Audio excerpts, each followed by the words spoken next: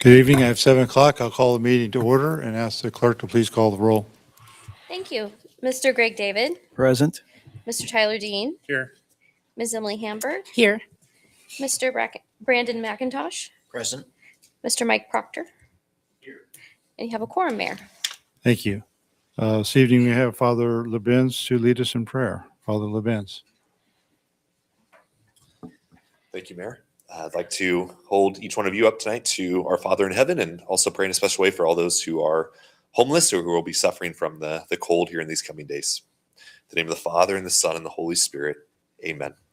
We'll pray together. Our Father, who art in heaven, hallowed be thy name. Thy kingdom come, thy will be done, on earth as it is in heaven. Give us this day our daily bread, and forgive us our trespasses, as we forgive those who trespass against us. And lead us not into temptation, but deliver us from evil. Amen. In the name of the Father, and of the Son, and of the Holy Spirit. Amen. Thank you, Mayor. Thank you. Please join me in pledge allegiance to the American flag. Pledge allegiance to the flag of the United States of America and to the republic for which it stands, one nation, under God, indivisible, with liberty and justice for all.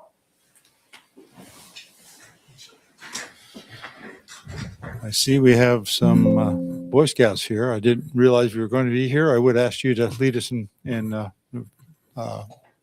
pledge allegiance, but we're glad you're here. Item 5 is determine agenda additions. Does anyone have any agenda additions we need to consider? And if there are none, we move on to consent agenda. So this consent agenda contains only the minutes of the January 6th meeting, City Council meeting. Mr. Mayor, Mr. David. motion to approve the consent agenda is listed and authorize the mayor to sign.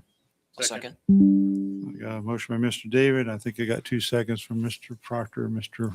Mac. No, it was Dean. Mr. Dean. Okay. So I heard the voice over there. So I'll take Mr. Dean's second. Any questions or discussion concerning the agenda or the consent agenda? If none, I'll call for a vote. All in favor, say aye. Aye. Opposed, same sign.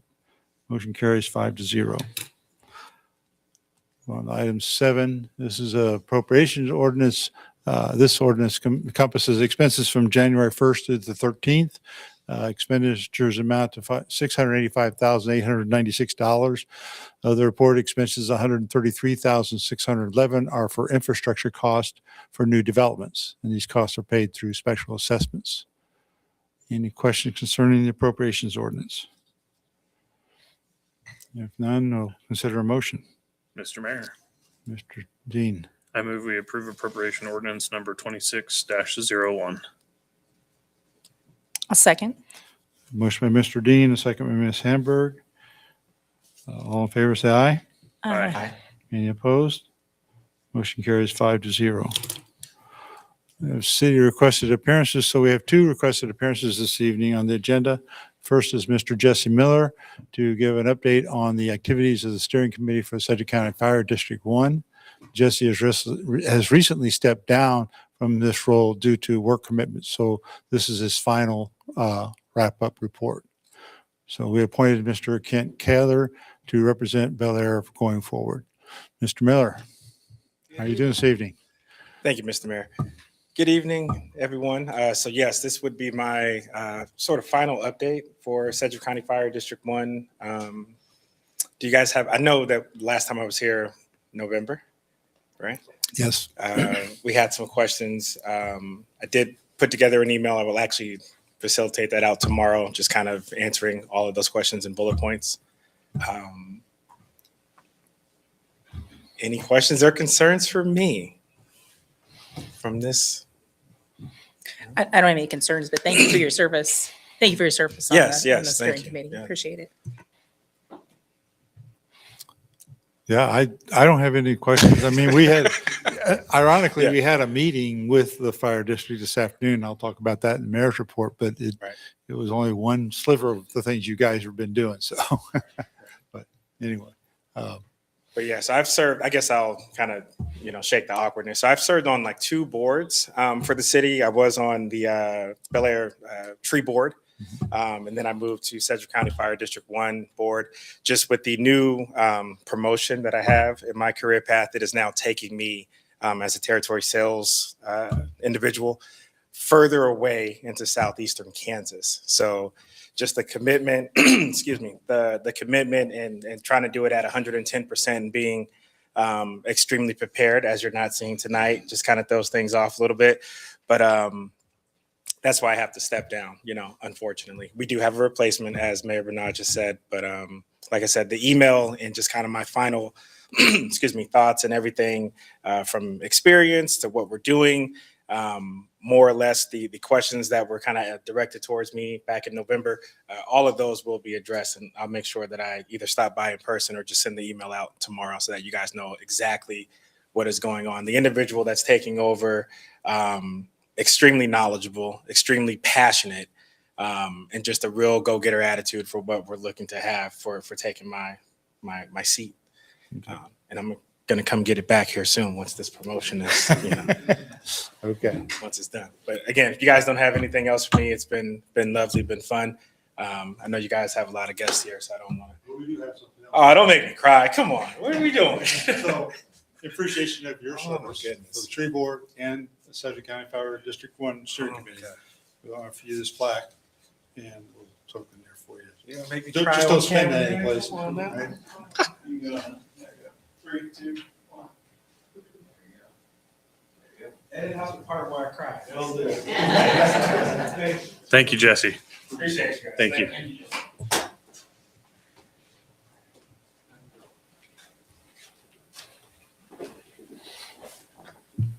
Next on the agenda, we have Miss Becky Lewis with Burns and McDonald and Mike Nelson from USP to present findings of the odor control chemical pilot project. That's at the 53rd Street lift station.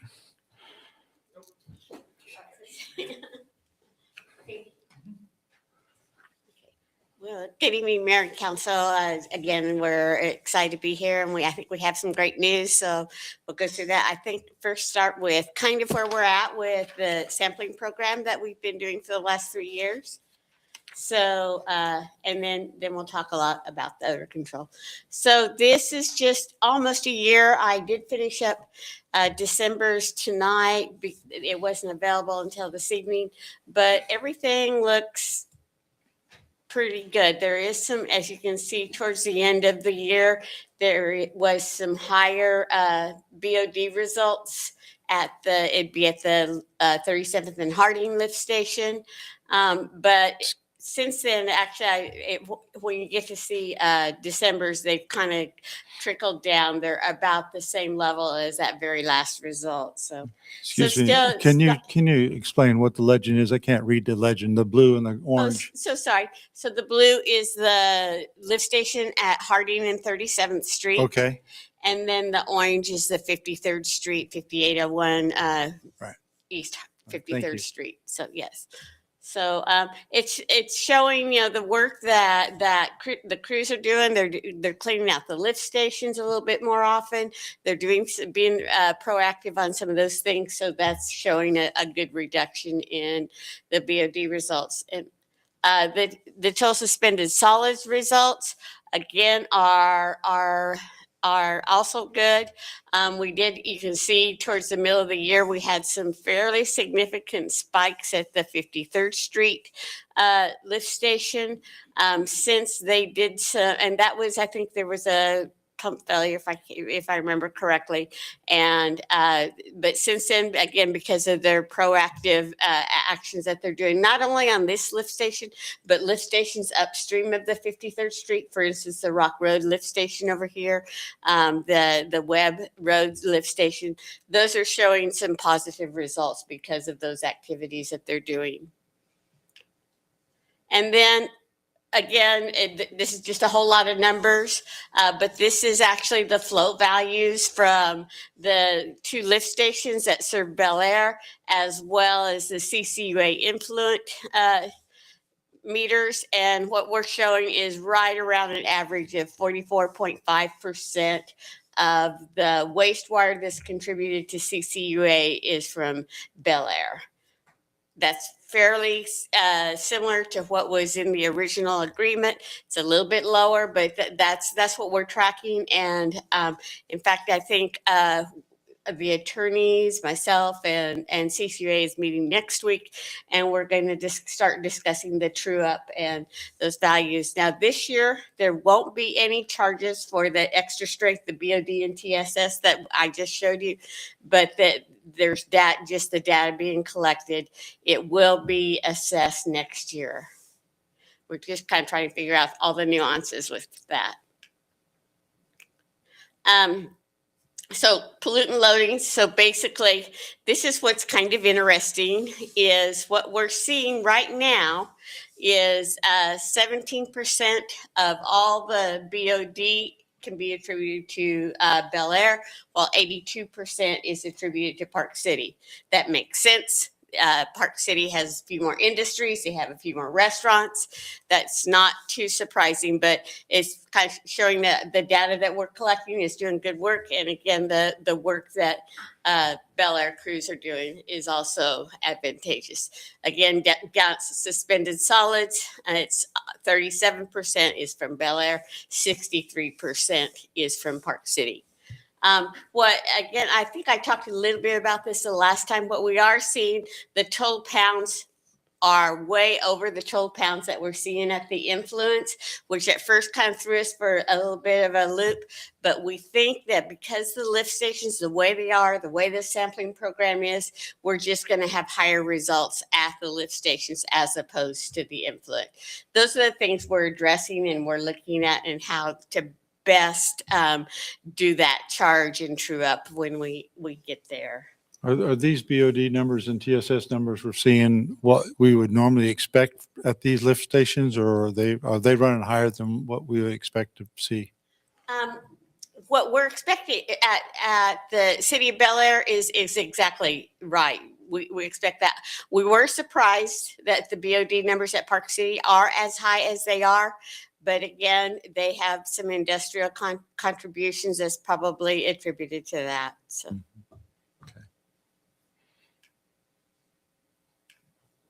Okay, so I'm going to turn this over to Mike Nelson. Mike Nelson's with USP Technologies. He was the service provider on the pilot program for the odor control, and he's going to tell you everything he knows and a little bit more. So, all right, thank you, Becky. Thank you, everybody, for being here. So reporting out the results of the pilot study, just a reminder for you guys, this pilot study was approved by you last year toward the end of the year. And what it involved was 2 totes of the sulfulox odor control chemical. It's a low haz odor control chemical suitable for those kind of locations where the pump stations are. And as part of that package, we provided dosing pumps that we installed, dosing lines. We collected a lot of data out in the collection system. Joel Tody right here is the one who was collecting all that data for us. And all of that data we analyzed and we'll be presenting to you here shortly. Along with that, we provided on-call support, and there's a comprehensive report that I believe is in the meeting packet for this meeting. So these are pictures right here of what the setup looks like. We were happy that the chemical totes are small and low profile, and we kept them inside of spill containment to make sure that there weren't any messes if there were small spills along the way. The dosing lines were made out of plastic. The pump is on top of the tote there. This is a temporary setup appropriate for trials and kind of medium-term use. And if it's something that you want to do long-term, we'd probably help figure out a more permanent way to do this. Like, for example, keep the rainwater out of the spill containment basins, that sort of thing. So this slide right here shows the physical layout of your system as far as the sewer lines that we were treating and focusing on. And it's probably pretty hard to see all the stuff on here, so I'll walk you through that graphic up at the top. So at the upper right corner, that's where the web pump station dosing site is. We injected chemical there. There's a long force main from the web pump station that generates a lot of H2S. When that force main daylights at the lycée, the high school manhole there, that's been a kind of corrosion and odor hotspot. And so that was one of our monitoring and control points. There's a gravity line shown in green there that goes south, and we monitored at the Summerside and Lycée manhole. We also tested at the Old Mill and Elk Creek manhole at the intersection right there. And then that brings us through gravity flow in green to the Rock Pump Station dosing site, which was our second dosing site for the chemical. From the Rock Pump Station, the chemical was pumped through another force main that was known to generate H2S. And we monitored the results at the Rock Road transition manhole. That's where the force main turns into a gravity line, and it's where a lot of odor can be released, and corrosion hotspot there. And then finally, we monitored at the 53rd Street pump station, which was a site that was known to have odors and corrosion as well. And going into this, we worked with Burns and Mac to collect historical data so that we could actually model what we think would happen in the collection system. As far as sulfide generation, we then went out and actually collected real data to make sure that our modeling matched what we were expecting. And based on that, and based on our historic experience and database and technical literature, we came up with dosing rates that we projected would reduce the H2S by about 75%. And then that brought us to the point where we had to validate at full scale that this would actually work. And so as far as what dosing rates we predicted, the dosing rates at Rock Pump Station were 12 to 21 gallons per day, and at Webb Pump Station it was 5 to 12. And that's a pretty big range there because, as you'll see with some of the data, H2S goes up and down quite a bit through the course of a day. So this is basically baseline data right here. This is like with no treatment at the 53rd Street lift station, and it's gaseous H2S. It's what people will notice and consider to be a nuisance and cause corrosion. And really what you see in this kind of sawtooth pattern is that in the times of day when people are flushing toilets and doing laundry and so forth, there's a lot of flow and there's a lot of turbulence and a lot of H2S comes out of solution. But then in the middle of the night when there's very low flow, it kind of drops down. And that pattern is something that I think we can exploit in the future if you need chemical dosing long-term, where we would probably dose a lot less in those early morning hours and then dose more, in the middle of the day when we need it. So that's kind of the big dosing range. That was explanation there. So these are data. These are gaseous results at the same points, but with the chemical actually in the system. And so if we go back, we see the spikes were up to about 100 ppm, something like that every day on this chart with no treatment. And the average was about 48 ppm. And this is in February, so middle of winter, really cold. When we were running our trial in November, it was relatively normal, kind of warmer, drier November, more or less. We had some rain events that certainly we factored in. But what you see in these charts is that we had the highest peaks of 35 on the one on the left and 48 on the other, with averages of 4 and 6 ppm. So we really knocked it down. And this was the worst control point, 53rd Street. This was the end of the line. So we really knocked it out of the park with the dosing rates on that. Once we stopped dosing, we saw the chemical, with no chemical in the system, we saw the H2S come right back up, which is exactly what we would expect to see if it was doing what it should do. And so when with the chemical off, it went right back up to an average of 76 and 122 on that other chart. So kind of right back to where we would expect it to be with no chemical treatment. We still see that sawtooth pattern kind of every day. So everything was behaving basically exactly as we would expect it to. So lots of data on this chart, and I'm kind of nerdy, geeky with the chemistry stuff. So I pick up you guys are pretty sophisticated, so I think you'll follow along with us here. There are two different ways that we measure the H2S. There's a gaseous phase, and then there's the aqueous, the liquid phase, what's dissolved in the water. And we wanted to make sure that we saw reductions both in the gaseous and the liquid phase to make sure that this was actually addressing the root of the problem. And really what you can see here is an analysis of at the different dosage combinations from those two different sites, what kind of reductions did we get? And you see when we were dosing that 33 gallons per day in the bottom chart, that's the upper range of both of the dosing sites. With that one, we saw that the vapor phase H2S was reduced 95%, and then the liquid phase was reduced 79% and 89%. So definitely proved the concept there. So once we saw that, we reduced the rates by about 33% to get down to a 22 gallon per day dose between the two sites. That still reduced the liquid phase H2S 66 to 70%. And then we had a final dosing rate combination where we just dosed 5 gallons per day at the Webb pump station, which is the one farthest upstream. And this was enough to reduce vapor H2S by 30% at all the way down at 53rd Street. But it really didn't do much as far as the liquid numbers go, which isn't surprising. It was a really low dose. So the so what? The big outcome here is that at both of the main control points for each of the chemicals, so at the Lycée manhole and at 53rd Street, we reduced it as much as we thought we would, and the rates were right in line with what we projected them to be, which was really good. So looking forward for you guys, what we learned from this is that if that 75% reduction, which does get you right in line with where we expected the odor nuisance to be very minimized and the corrosion to be well controlled, the dosing rates probably are going to be something like 5 to 9 gallons per day at Webb and 13 to 18 gallons per day at Rock. And I think at the upper range is probably where we would dose if we dose just the same flat amount, 24/7, just dose the same amount of chemical. And the lower range is like if we get a little bit sophisticated and we dose a lot less at 3 a.m., but we dose a lot more at 3 p.m., that kind of thing. That's how we can get to those lower numbers, I think. And so, for budgeting purposes, if you want to make some decisions for this, it's probably at the low end, 6,570 gallons a year. At the high end, 9,855 gallons per year. And the economics of this are really crucial for you guys to understand as far as the chemical costs, because with these chemical totes, a huge portion of the cost is the freight. And so probably we want to figure out ways to make deliveries of as many totes as we can, so that because the freight is basically the same whether you're getting 2 totes delivered or you're getting like a full truckload, because we have to bring a way to unload these totes at these kind of remote sites, and it's kind of a tight space, so it's kind of limited in what we do. So if we have as few deliveries as we can, it really gets the cost of the chemical down as low as we can.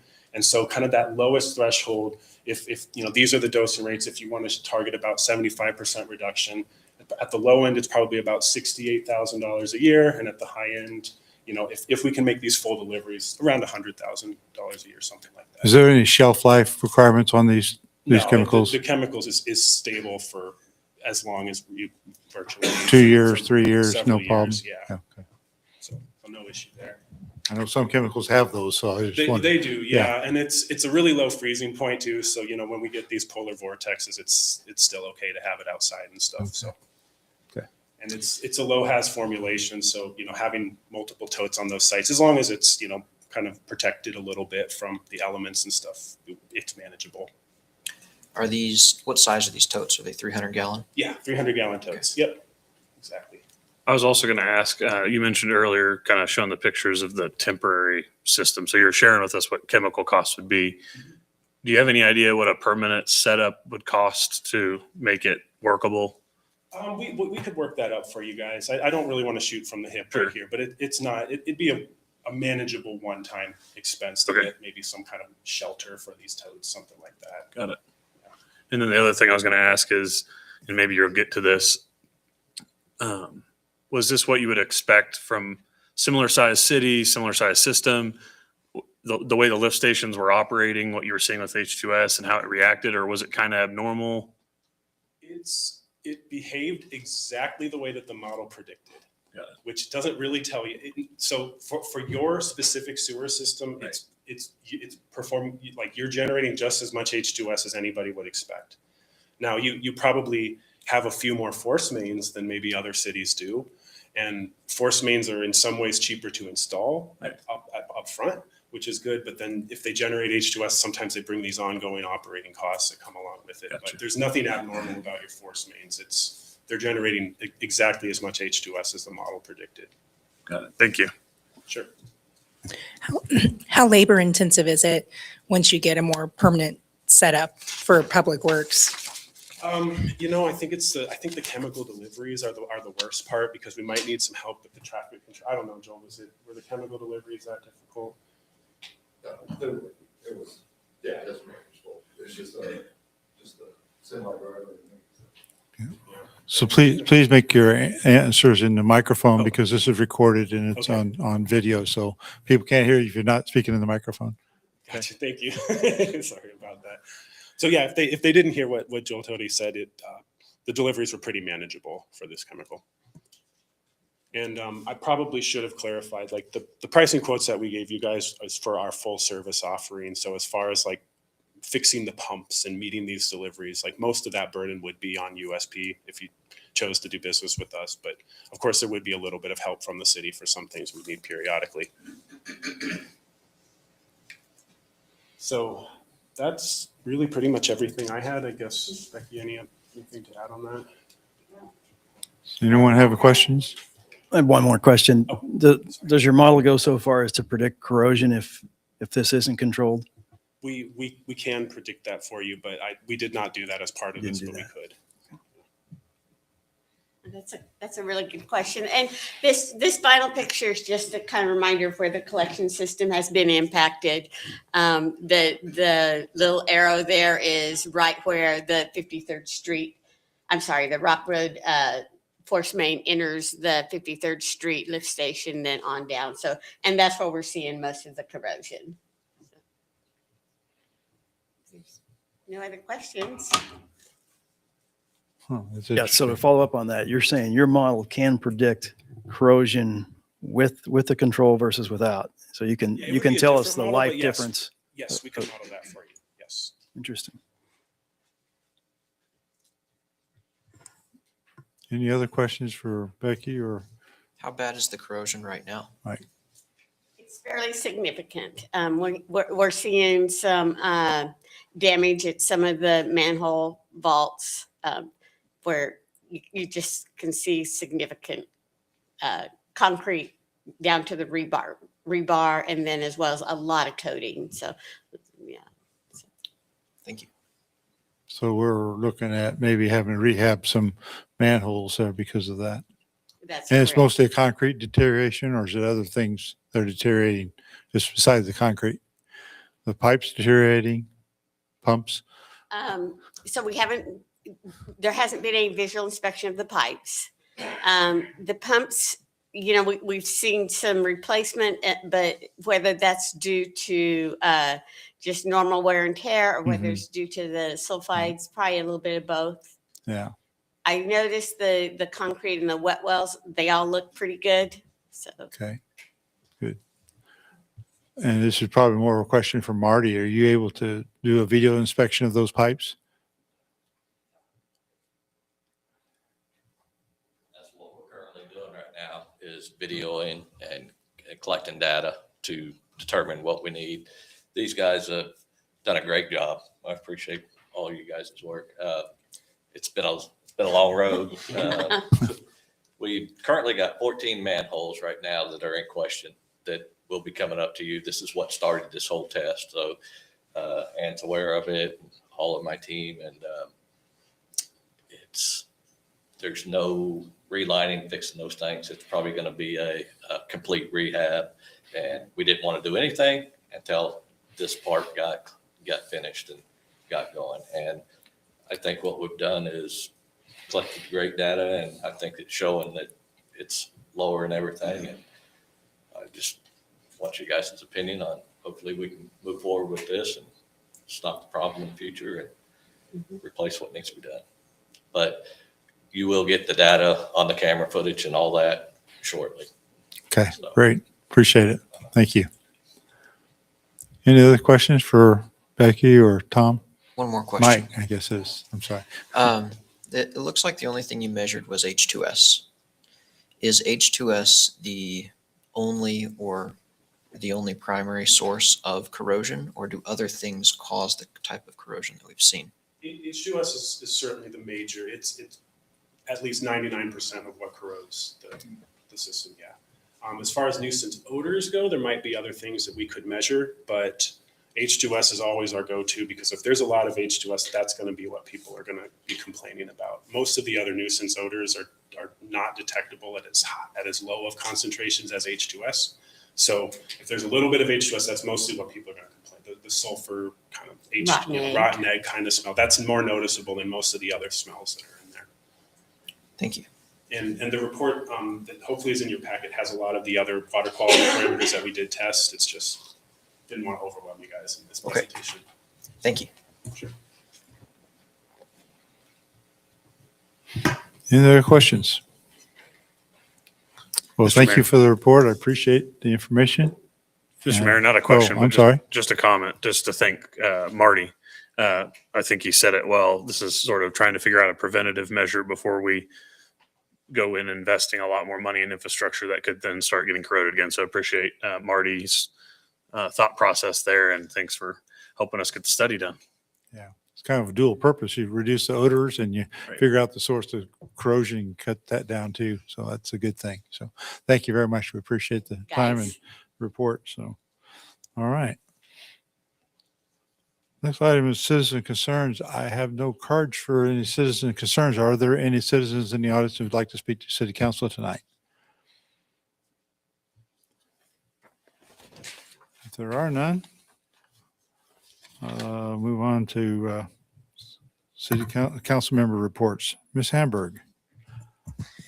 Thank you, Mayor. Attended the Sedgwick County Association of Cities meeting on January 10th.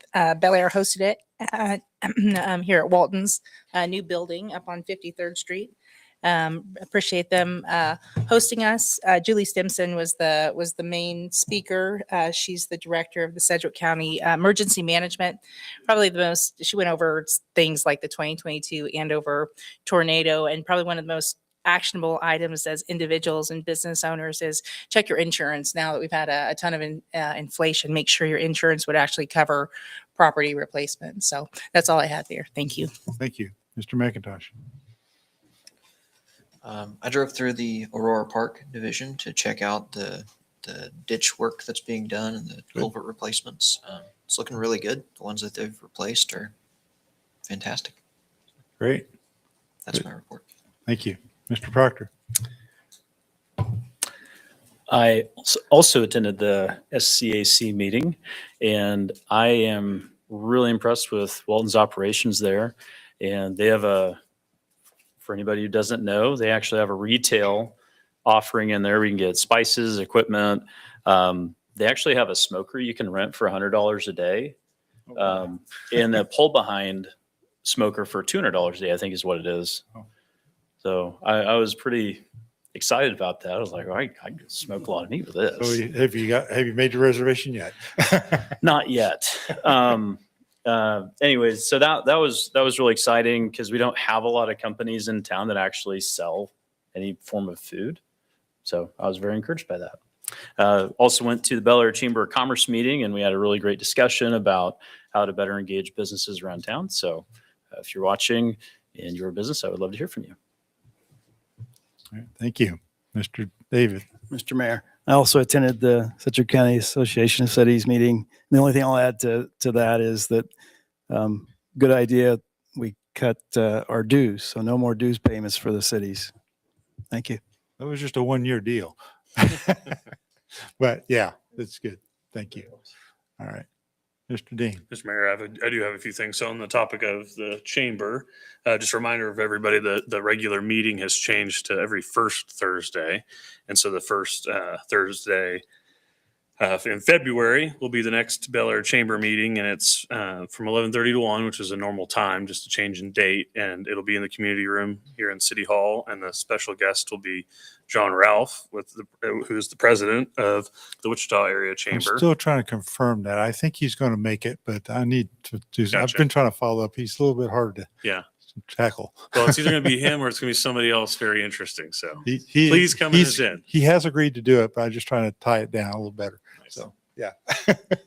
Well, even if John isn't there, I'm sure there'll be a good speaker, and I'm sure there'll be good fellowship. So please come, please Yes. share lunch with us and visit with Bel Aire businesses. And then reminder, and I know that there'll be a lot of social media push going on. K254, the KDOT study for Rock, Webb, and Greenwich, they're hosting a public, they're hosting several upcoming meetings. One is for the general public, which is on February 5th. One is for K254 members, which is on February 6th, the next day. And then there is an online survey. I've already completed it. It took me 5 minutes. I'd encourage everybody to click that link when you see it shared by the city and go ahead and take that survey. It was very easy to do. And then last thing I'll note is short-term rentals are kind of a popular topic right now. I was paying attention to Sedgwick County Commission meeting this week, and it was in their packet, and they had a lot of work they had put into their policy. So I did go ahead and email our city manager and Paula just to make sure they were aware that that was on their agenda, and just shared some information with them on that topic. So that's all I have. Thank you. Very good. Thank you. So I'll go with the mayor's report. So I also attended the Sedgwick County Association of Cities meeting as well. And I thank council members Mike Proctor and Emily Hamburg and Craig David for being there to support the city of Bel Aire. Also, thanks our city manager for his coordination efforts in that meeting. He did a lot of the behind the scenes work. We had a great turnout at this meeting. I don't remember seeing this many people show up to a Sedgwick County Association meeting in a long time. Mayor Pat Stivers of Mays was elected as the SCAC chair, and as the vice chair said that he did not feel he had the time to serve in that capacity. So Ms. Hamburg talked about Julie Stimson's from the Sedgwick County Emergency Management. I did reach out to our city manager and ask that we review our emergency management plan for Bel Aire. We did that a few years ago. I actually have a copy of that book on my desk at home if I ever need it. I hope I never need it, but it's there in case I do. And we do have a plan in place, and so it's just a good time to review it because it's been a few years since we've looked through it and presented it to city council. So, and I also had a discussion of the SCAC bylaws. We had a meeting on Saturday with Mays Mayor Pat Stivers, who's the chair of the SCAC, with Hayesville Mayor Russ Kessler, Park City Mayor John Lenner, Valley Center Council Member Gina Gregory, and Clearwater Council Member Justin Shore, who's also the vice chair of SCAC. So we worked through some ideas on bylaws. I'm waiting for some inputs, and we will have a redraft for the March meeting. On January 14th, I attended the Utility Advisory Committee meeting. They're working on finalizing the updated water conservation plan for 2026, and they intend to complete that and approve it on February 11th for our city council meeting consideration on February 17th. Earlier today, I attended a discussion about Sedgwick County Fire District 1. This was called by County Manager Tom Stoltz. This meeting was to gauge interest in fire district incorporating 5 communities and 6 townships into the fire district. Most of these have volunteer fire departments that are supported with mutual aid agreements with the Sedgwick County Fire District. The fire district has identified serious safety issues with these mutual aid agreements, mostly not having trained personnel or adequate number of personnel on fires. And that's a serious safety concern to the firemen. So they're looking at trying to bring them into the fire district so that they have better coverage and safer results. I have been working with our representative Steve Brunk on legislation to require governing bodies to have agreements with each other so that there's shared maintenance of shared roads. And these relationships are between the cities, city, county, city, townships, and all types of relationships. So this bill will be introduced tomorrow and will be assigned to the House Local Government Committee. I understand Councilmember Hamburg will have a birthday next week, so happy birthday, Ms. Hamburg. And I will now ask our city attorney for her report. Thank you, Mr. Mayor. Last week on Wednesday, the Utility Advisory Committee invited me to their meeting, and we discussed the Kansas Open Meetings Act. Their committee is absolutely committed to complying with COMA. Their members, they watch a video, and they make sure to send that notice to city staff to let us know that they have watched the video. They learned a lot about it. When I met with them, we talked about the challenges for committees, especially when it involves social media, Kansas Open Meetings Act, trying to make sure that there are no serial meetings. There were multiple questions, and one of the questions is it's very easy to use social media to communicate with one another, especially a majority of the committee. But they have taken safeguards into account by having this training, talking to each other, and trying to restrict all city business communications at the meeting while they are face-to-face. They also shared that when they go out and if they are going to go to social gatherings and if there's going to be a majority of them, they are committed to letting city staff know that we can let the community know that even though majority of them may be attending a social gathering and potentially considering or discussing city business, that no official business will be done, no binding votes will be taken. And I was really encouraged by, at the very end of the meeting, they're going to go ahead and continue watching another video about COMA. They'll let us know, and I will see them next year. Coming up in the next few months, I will continue making the rounds to the Planning Commission and also the Tree Board as well. Thank you. City Manager. Thank you, Mayor. I got a few issues on my report that might be a little more interactive, but try not to be up here too long. First, I had a meeting with WAMPO, which WAMPO, to be, I guess, for the citizens, they provide grants, and what this meeting was about is the sidewalk grant we received. There's about 3 facts that we can say for certain about the bike ped sidewalk that we've been discussing over the last couple of months. As we did a master plan in 2019, we received a grant, and to date we've spent 0 money on this. So there's a lot of unknowns going around, but that's what we're getting through. As we sit right now, the grant funds will be available in October of 2026.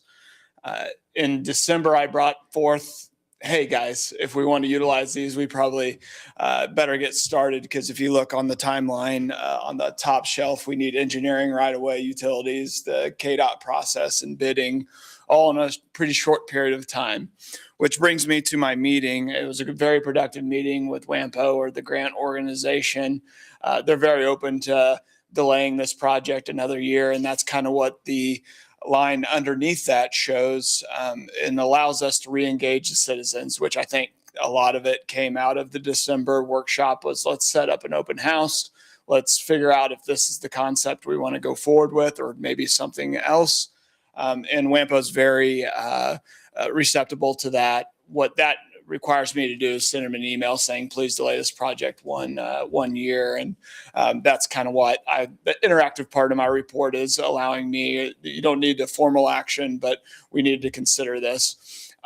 The biggest thing, what I'll say in the bottom timeline, is in April, we'll be able to find out exactly how much money 45th Street will receive from this grant organization. Right now, it's about $11 to $12 million project, and it's almost a 50-50 split the way it goes right now. In April, it might be an 80-20 split, which 80% covered by the grant.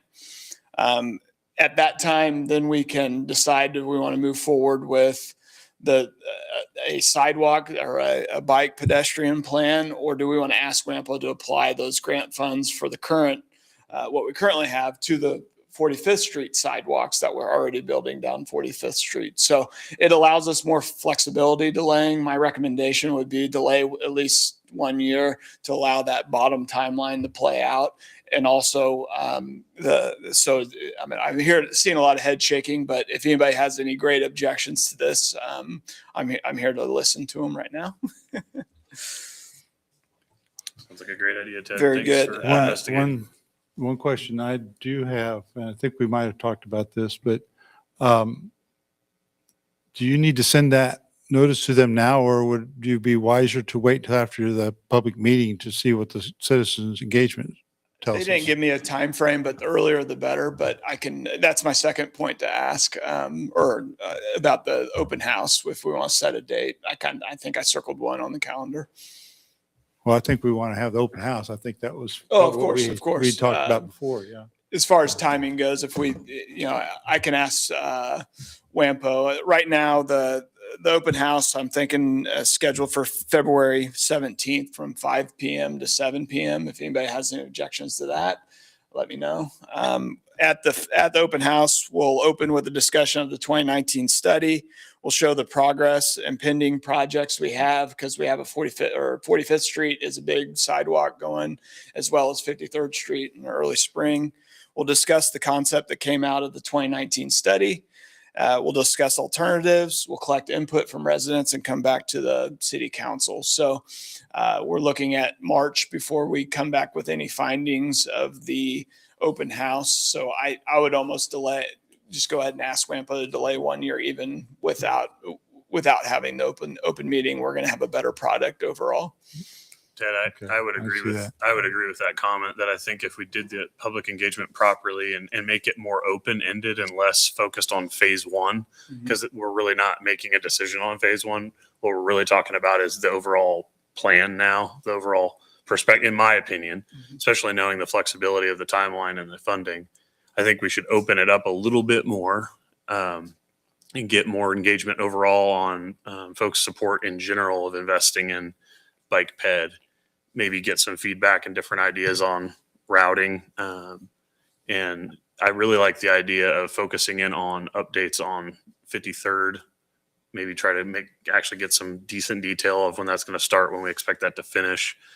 And then lastly, I would really like to see it as also an opportunity to continue to engage citizens. And what I mean by that is the concept of a potential rec, parks and path advisory committee has been thrown out there a couple times. I know I've personally said it a half dozen times since I've been on council, and I'm going to keep saying it. I think it's a good opportunity to ask citizens that come to that meeting if they'd be interested in being an engaged citizen in that realm going forward, so that we have a collection of names that we can engage to be committee members or to be a chair or whatever that might look like. So I would like to see that be more of an open public, not just on phase one, but be more focused on just the overall concept and get input and feedback from people on how they want to see those. Do they want to see us funding those projects? And if so, like what's their feedback on that? So My only concern about that is we want to try to have a focused meeting, and I don't want us to get derailed into another discussion that keeps us from getting a robust discussion about this bike pedestrian plan. I mean, I'm open to having citizens give us their thoughts on that, but I just don't want it to derail the meeting from its primary focus.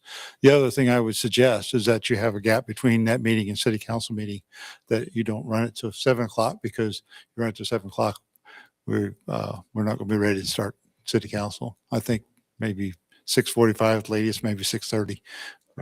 I mean, just make sure there's a gap there. Okay. So. Sounds like a plan. The next thing I do want to kind of, Tyler or Councilmember Dean mentioned it. We have been talking about short-term rentals a lot, and to give you a little history, we received kind of the first a complaint, and that kind of led to the discussion is, what does City of Bel Aire have on the books to address these types of issues? And what Paula and City Attorney Schrock kind of said is really all we have is a special use case. And you might remember we had to utilize that with a group home recently. So it's kind of that process of a special use case. Well, we brought that to council in October, and they asked Paula to research, what other cities are doing to address the short-term rentals.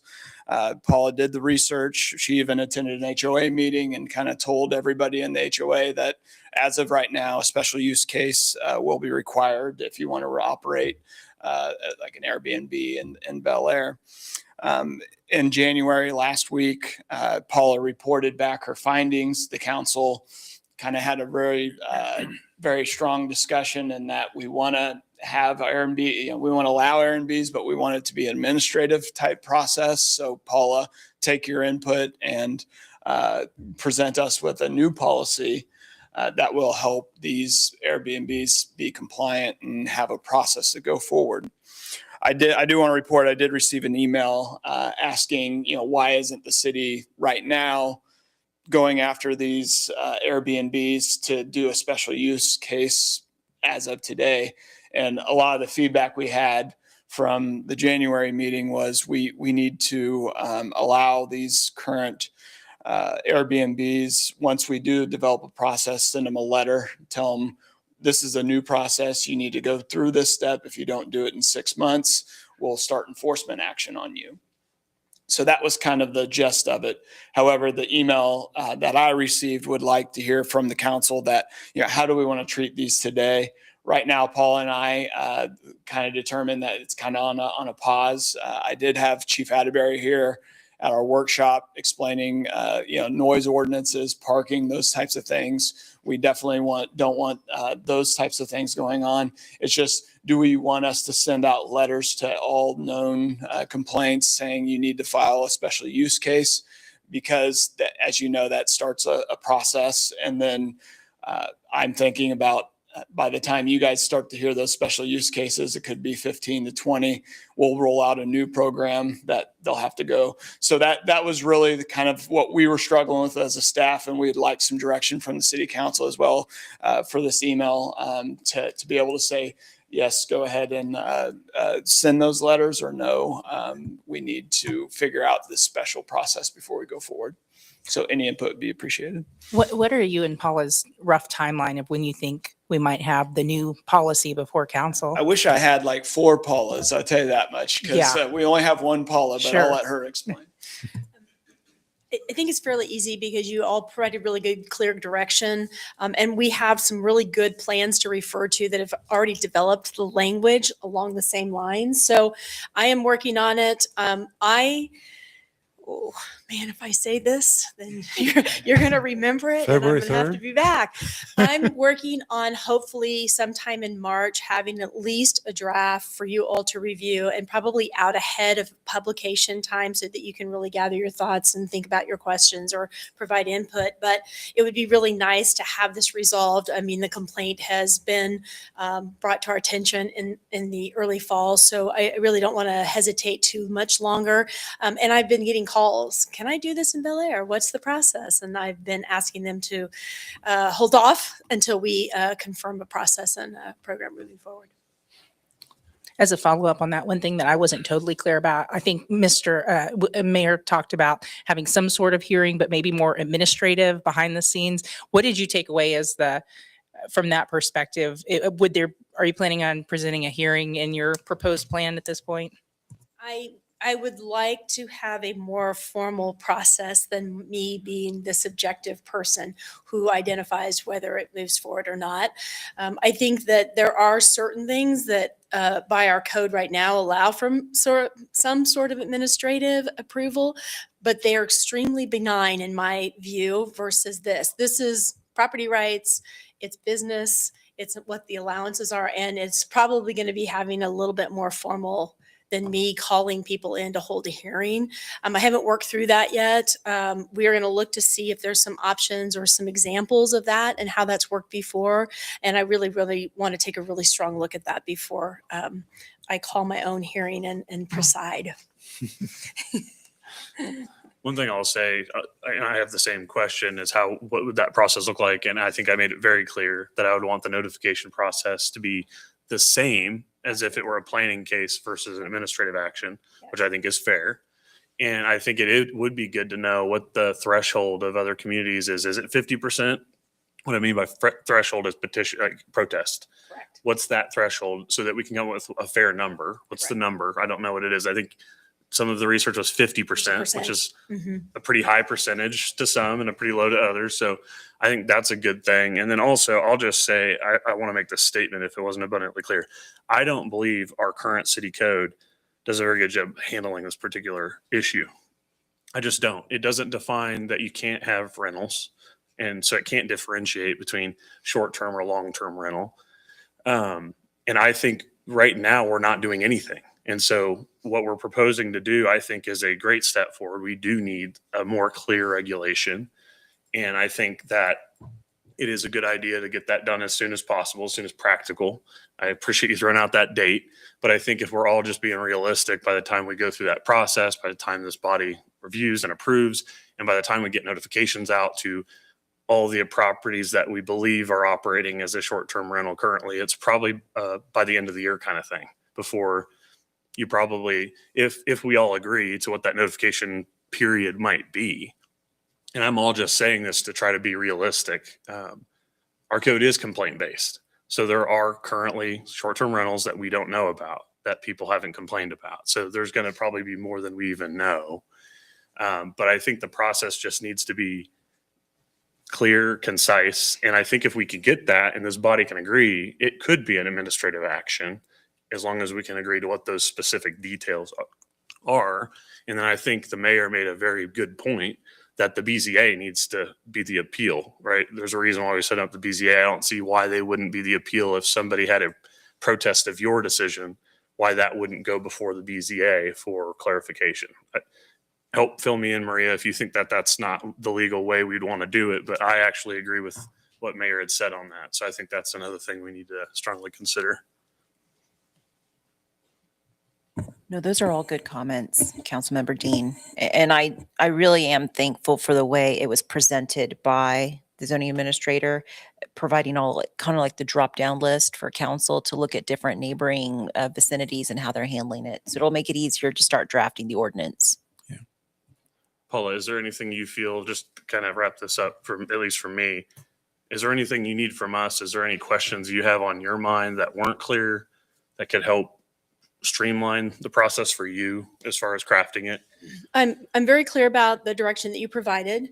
I think where we're going to have some discussion is in the details, right? So yes, there will be a protest petition. What does that entail? Yes, you can have, if you have a protest petition, who's going to hear it, what that method is. Right now, our code only allows the BZA to hear variance cases. Gotcha. So we'd have to look statutorily about what the BZA would be allowed to do. And or does it go back through planning commission? Does it come directly to the council? Does whatever that looks like. So it's the details that I'll have to evaluate and provide a scope, I guess, or a direction or an option. And then Maria and I work very closely on whatever program we put together. And so we will review the statute and figure out where that logically might be heard at. Perfect. Appreciate it. So I think and correct me if I have misunderstood this from council, but I think the direction we gave before is that unless we have a known current violation that is causing a problem and you have a complaint to that effect, we don't intend to go out and go see what we can find out about who's doing this short-term rentals. And so that's kind of a way of saying we're not going to enforce it, but we're not going to enforce it because we don't know about them. And unless you have a particular issue that needs to be addressed, I don't think we need to pursue that. I think it would be foolish of us to do that. I think you'd just be opening a can of worms and a lot of work for a lot of folks, staff and planning commission, if we went down that road. So just for clarification, the email follow-up that Ted is referring to is based on a phone call complaint, which is really provide me information about how these people can exist. How can this short-term rental exist in our neighborhood? And so the response was, this is what current code says. You have to file a special use case to ask for that use in that neighborhood. And if the special use case that has gone before the planning commission and the city council is approved, then you would need also a business license. So at the time, because that discussion about short-term rental had never been brought before the city council, I asked if we could have a workshop to broach the subject and move something down the line. If you wanted to have a new program, if you wanted me to clarify. But right now, it's not a formal code complaint. She did not file or fill out the form online where we would have to go code compliance. But I want to say that our code enforcement is to ensure compliance, which means that if we get a complaint, we would try to work with them to resolve the matter. The way they resolve it right now in the code is a special use case. I guess the question is, if that is the manner in which we want to pursue this particular known complaint, and they've also shared another location within the same neighborhood, not from a complaint perspective, but that it exists, the complaint, then the only remedy we would have is for us to move forward with a special use case and a business license. And if that's the direction that we want to move, then we will make sure that they know they must file a code enforcement complaint, but that's going to be the remedy. And do you want to wait for the program? Or do you want to pursue a special use case and a business license for this one particular case and maybe potentially the other one? Unless somebody's saying they're going to make a formal complaint, I'd say, no, we don't do anything other than just move forward with the new ordinance that's going to define how we do these short-term rentals. Now, obviously, as council can weigh in and say, have other opinions, and please do so if you have them. I agree, Mayor. I think that we need this program is going to be better than what we have now. It sounds like nobody is using the current process from what I can tell, whether it's the complaint person or another person that's running. And so we need to have a clear policy on this so folks can And we go don't through have the that process fairly and everybody's aware of it and all that. And I think it'd be a waste of our effort and our staff's time to deal with one-offs when we're working on a policy that'll apply to everybody. That's just my thought. Okay. Mr. Proctor? Yep, Mr. Mayor, Paula. So if they did file a formal complaint, are our hands tied on forcing them through the process at this point? No, I can Okay. take the complaint but the only remedy, which is what we try to do as remedy, would be the special use case business license. So the planning commission would see the case probably in March, would come to council early April. And I'm hoping that a program is at least got the bones and ready to at least evaluate by then. So. Okay.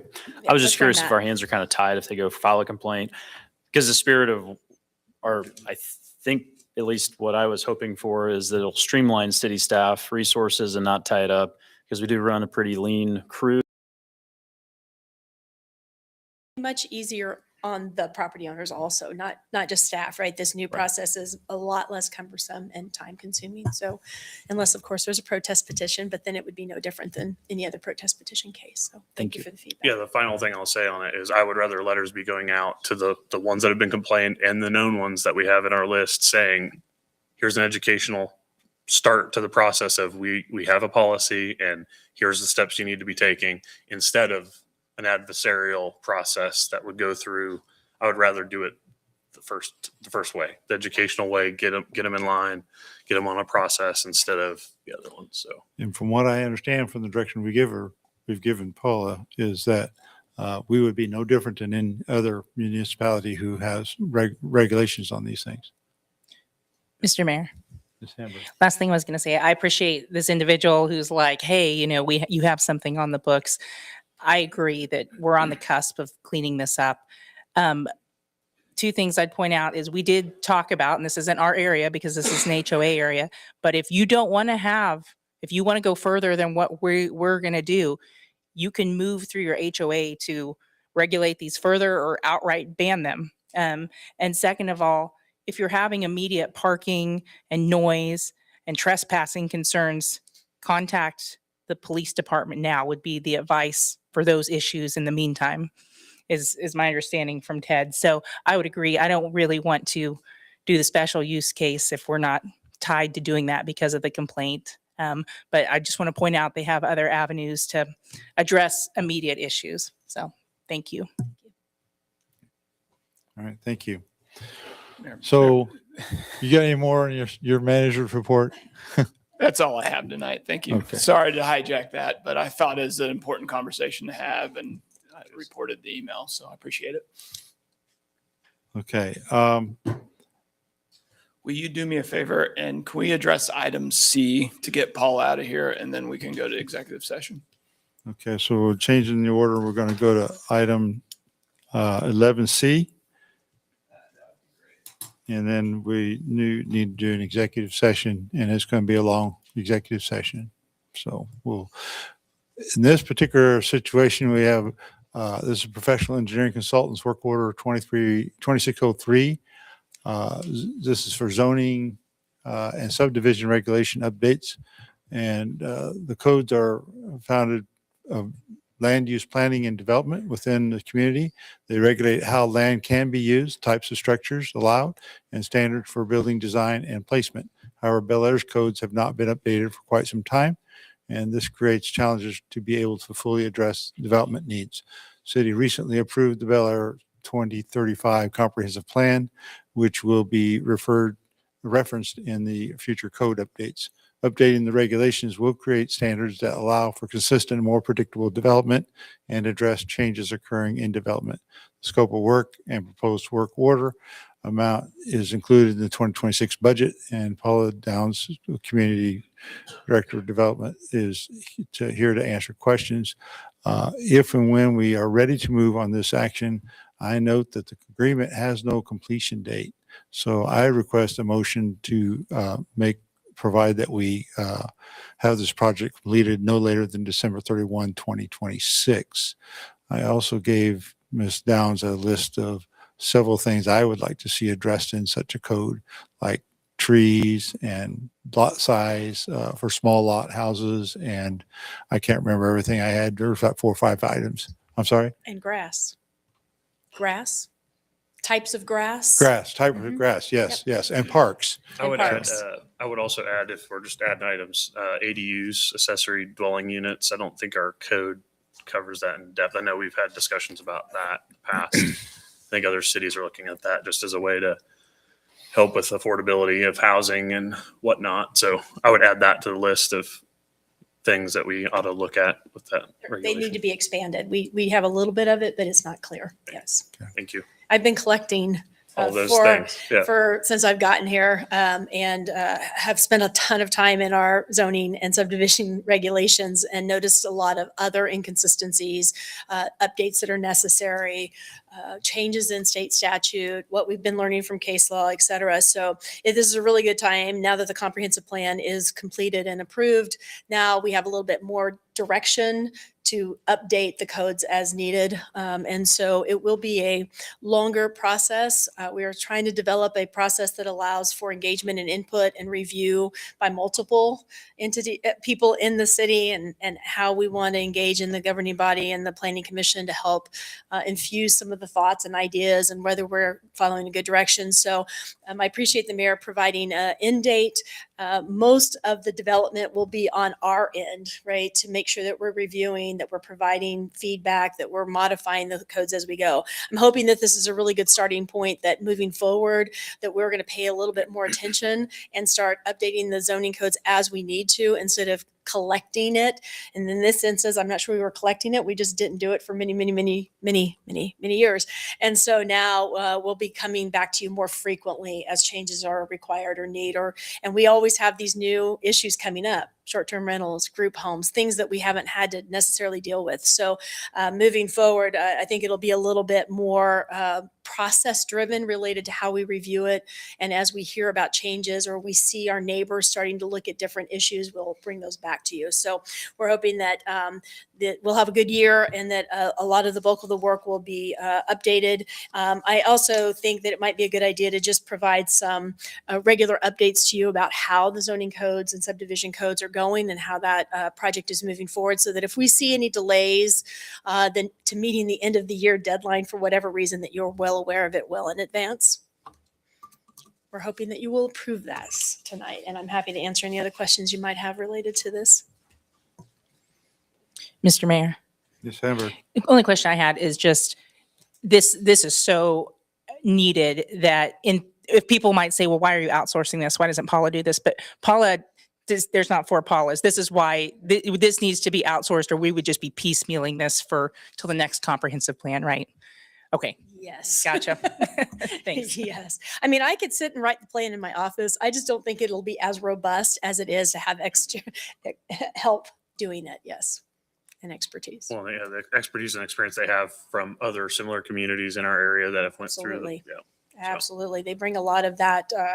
They work in a lot of cities. Sometimes they are the administrators in those cities. Sometimes they're the engineers in those cities. And it really is helpful to get the trends and understand what's happening across the state, not just necessarily in our region. Yeah. Mr. Mayor, Mr. David. just to clarify, all the additions that you've just heard still fall under the same 30K, and the reimbursable expenses. Yes. What are you expecting for that? I'm sorry. One Any more estimate, time. any estimate on a number for the reimbursable expenses that are in? I don't know that we'll have very many unless we have some big workshops that might require printing or maps. Or I don't think there will be any. would be the only mapping, that kind of stuff. And a lot of times they'll provide me the files, and if we need to print, we do the printing so that we're not changing that cost. Any other questions or concerns? Mr. Mayor, Mr. Dean? I'll move to approve the professional engineering consultants work order number 2603 for Bel Aire zoning and subdivision regulations update in the amount of 30,000 plus reimbursable expenses, and amend the contract. I think this was requested for a finish date of 12/31/2026, and authorize the mayor to sign. I'll second. I have a motion by Mr. Dean, a second by Mr. David, Mr. David. Any other questions or concerns? Hearing none, we'll call for a vote. All in favor, say aye. Aye. Any opposed? Motion carries 5-0. Move on to item 12A, executive session. We need 1 hour for executive session. Mr. Mayor, Mr. McIntosh. I'll motion to recess into executive session to discuss with legal counsel and receive legal advice related to pending litigation. The discussion will be pursuant to KSA 75-4319 B2 for legal consultation with Neil Gosh, which would be deemed privileged in the attorney-client relationship. Invite Neil Gosh, Catherine Klumsky, city manager, city attorney, city engineer. The meeting will be for a period of 60 minutes, and the open meeting will resume in city council chambers at 9:11 p.m. I'll second. Motion by Mr. McIntosh, a second by Mr. David. All in favor, say aye. Aye. Any opposed? For executive session for 60 minutes.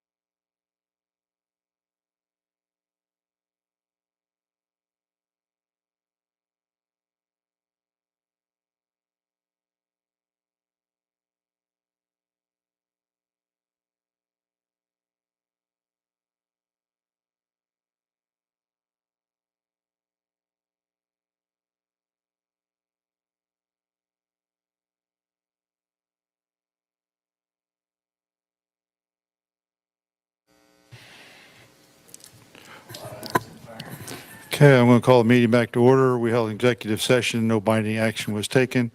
We're going to move on to item 11A, consideration of cost share agreement. Excuse me for a minute. I got to wake up my computer because it went to sleep. Miss Ann needs to come back into I'm gonna go grab her. All right.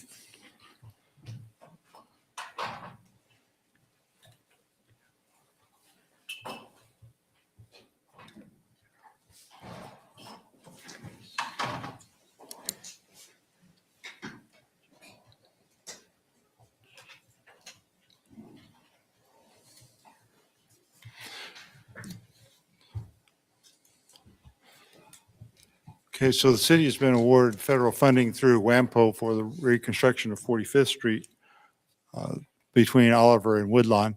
This project will be administered through KDOT. The agreement covers the terms and conditions of the administration of the 45th Street project and roles and responsibilities of each organization. I've asked that Garver provide us an update overview of this plan, and I believe that is being scheduled for February 17th meeting. So City Engineer Ann Stevens is here to discuss and answer questions. Ms. Stevens. So as the mayor mentioned, the agreement before you tonight does set forward the rules of engagement, so to speak, for the 45th Street project. It lays out what KDOT expects to do, what the city is expected to do. The design plans, the plans that are being designed for the project need to follow KDOT standards. Construction administration, construction engineering that will be done later on into the project as we get into the construction will be done per these KDOT standards. So it just kind of outlays all those kind of initial rules that KDOT specifies. If there are any changes, Ted alluded to changes in funding. If there are any changes in funding, then a supplemental agreement to the agreement before you tonight will be presented that revises that funding. Mr. Dean. A couple quick questions, Ann. So one, can you kind of describe what non-participating costs are? I know that language is used kind of in a couple different places. Can you just kind of explain what that means so others understand in the public? Sure. I guess basically, in a nutshell, it's anything that is not directly related to the costs of building the road. So one of the items that we had talked about was putting in an access road on the northwest corner of 45th Street. There's a half a dozen, 3 houses over there, and then an empty lot where the fireworks stand usually is, putting in an access road over there. That is non-participating. That is not contributing to the form and function of 45th Street. That would be an additional expense that would be 100% on the city. So it would be cost similar to that. Roadside beautification, if we chose to do anything additional with what Public Works calls the bowl, it's that big depression that is on the southeast corner of that intersect of 45th and Oliver. If we chose to add park benches or something over there, those would be considered non-participating costs. Would utility relocation work if needed? Would that be non-participating as well? That is correct. And then one final question. I know over the last few years, as we've progressed the project, I know there's been talk about advanced construction funding. This is not that. This is just the standard WAMPO process. It got approval. It's not advanced construction. Just wanted to kind of clarify. I know that's been brought up a few times. Those are kind of two separate things. The KDOT agreement sets forward the total amounts. Gotcha. And then that advanced construction is the amounts that WAMPO has programmed in for each particular year. And so and I'm going to make numbers up, in 27, WAMPO has $5 million for a total of a $10 million project. In 28, there's $3 million available. And in 29, there's $2 million. Gotcha. So if the city starts the project in 27, then we will owe KDOT the entire amount for the project, and then we will get reimbursed in consecutive years. That makes sense.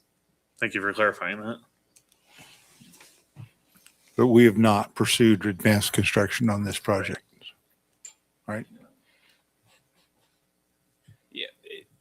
it's a little complicated because there is a advanced construction component to this project, but we're going to hit it to a point where I've worked with KDOT that it's going to almost act exactly like a normal KDOT project. So it's a little confusing in that it is advanced construction.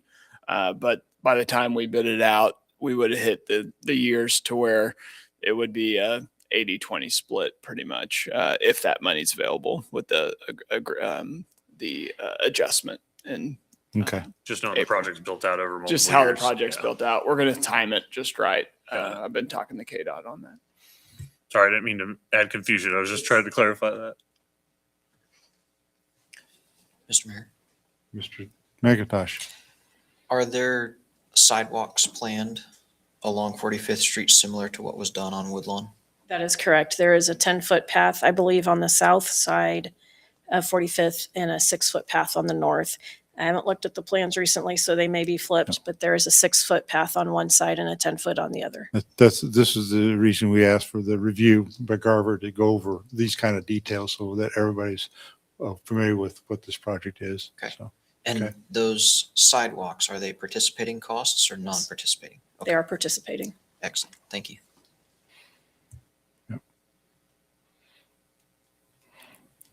any other questions or comments?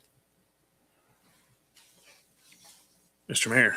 Mr. Dean? Well, I know the timing of all this is still to be determined, but it's great to see this project continue to move forward. And so I'll go ahead and move to approve the cost share agreement with KDOT and authorize city staff and the mayor to sign all necessary documents.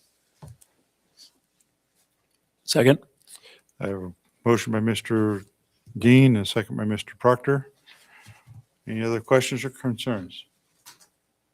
Hearing none, I'll call for vote. All in favor, say aye. Aye. Aye. Any opposed? Motion carries 5-0. Move on to item B. So this is related to the 45th Street project that we just talked about.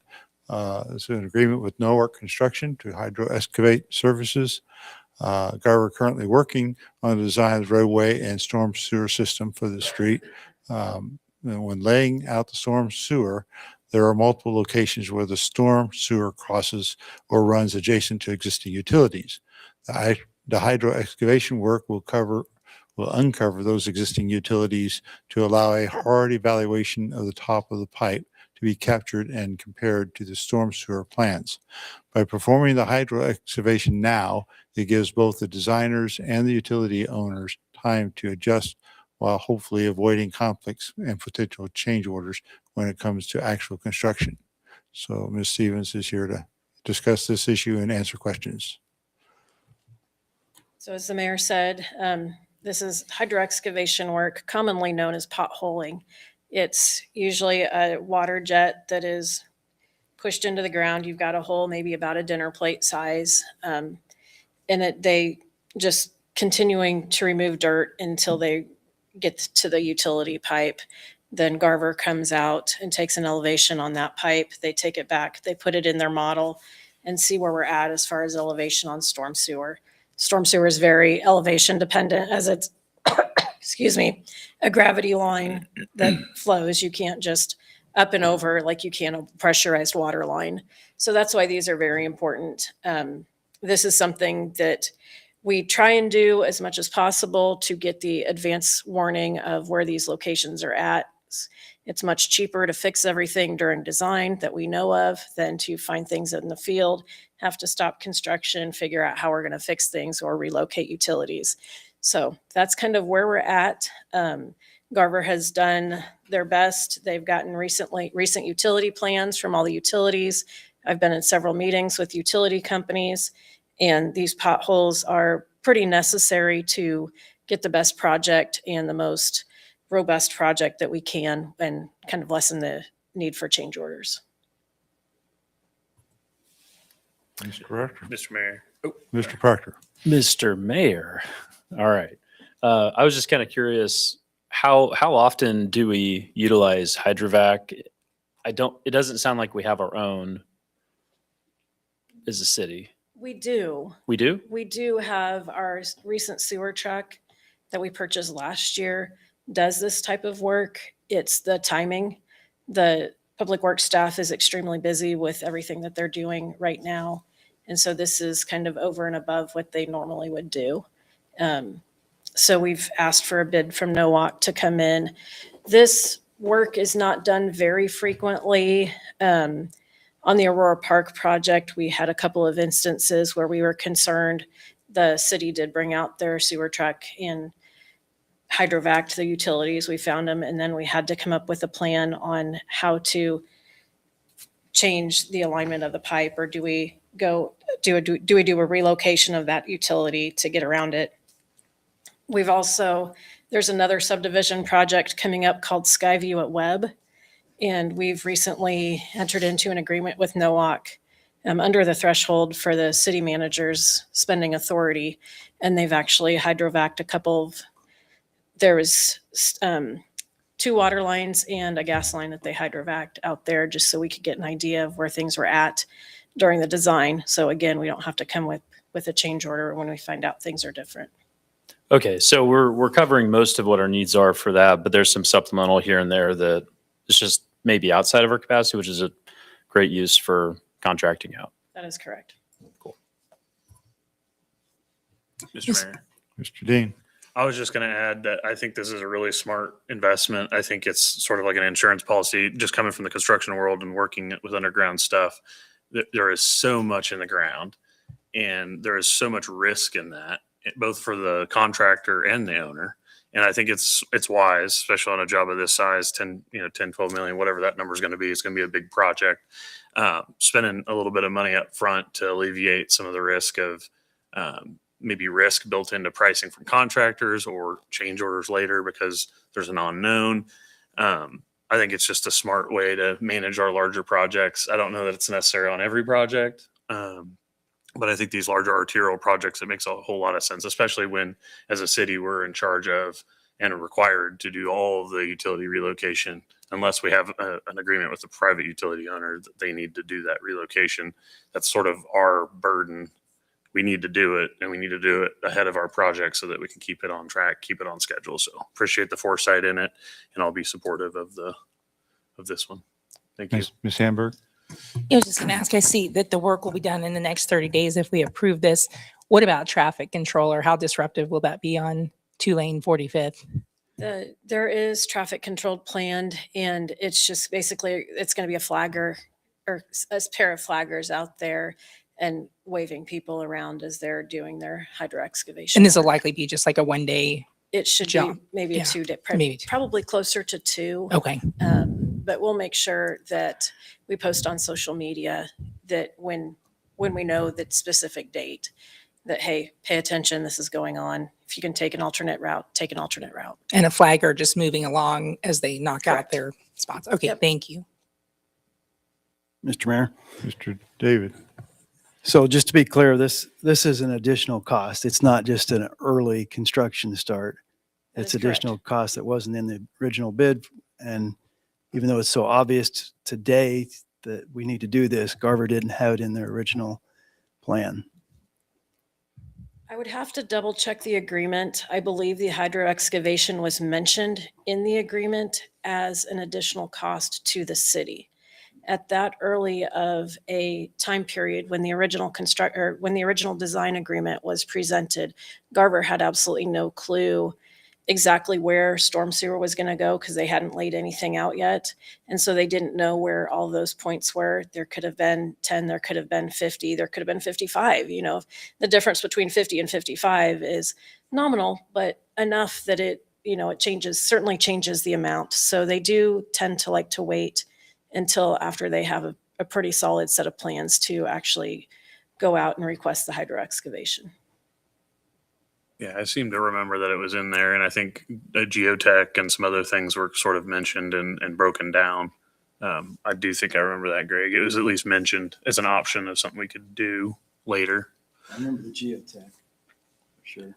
But just to clarify, this would never be a participating cost with the KDOT project. This is a city-borne decision, a city-borne cost if we choose to do it, as far as that goes. That is correct. Any of the work associated with what KDOT calls preliminary engineering or design engineering, that is all 100% city upfront costs. The other side of that is that the requirement with KDOT is that all the utilities are born before they Right. start the project. And they'll So be relocated. so we have to make sure those utilities are moved if they need to be. And of course, we got to identify that they need to be moved before we can have it done, right? So And as the mayor had mentioned, the utilities will be removed. And one of the things that we learned on previous projects is utilities like to leave their old pipes in place. So I am working with Garver to make sure that we can get some sort of an addendum or addition to the plans that show old location, new location. That's something that has held us up on previous projects because you don't know, they don't go through and mark old lines. You just find it when you're digging the dirt and you discover it. And it's like, I don't know if this is new or old. I know it's an electrical line. I know it's a gas line. I don't know if it's live. So we have to call in and figure that out. We're working through kind of how to provide contractors with an update on where new versus old lines are at. And it's one of those common problems that there really isn't a good solution to with how early in the process KDOT needs final plans. So kind of still working that out, but it is definitely on my mind. Mr. McIntosh. You said this hydro excavation will leave dinner plate size holes in the ground. What happens when after the measurement has taken place? Are those then backfilled to minimize the risk of somebody breaking a leg? Yes. Okay. They will Or usually dropping a put a snow fence or construction fence around the holes temporarily, maybe for a day until Garver can get out and take those shots. And then NOAC will come in and backfill all those holes. Thank you.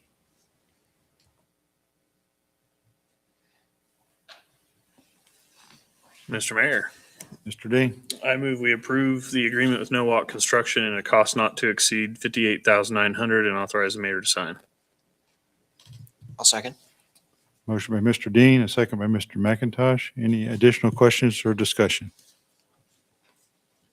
If none, I'll call for a vote. All in favor, say aye. Aye. Aye. Any opposed? Motion carries 5-0. I think we're ready for item 14, adjournment. Or is there anything, the discussion of future issues? I'm sorry, 13, discussion of future issues. Are there any? No? Okay, we are ready for 14. Mr. Mayor, I would like to make a motion to adjourn. Okay. I'll second. Motion by Mr. Proctor, a second by Ms. Hamburg. All in favor, say aye. Aye. Any opposed? Motion carries 5-0. We're adjourned.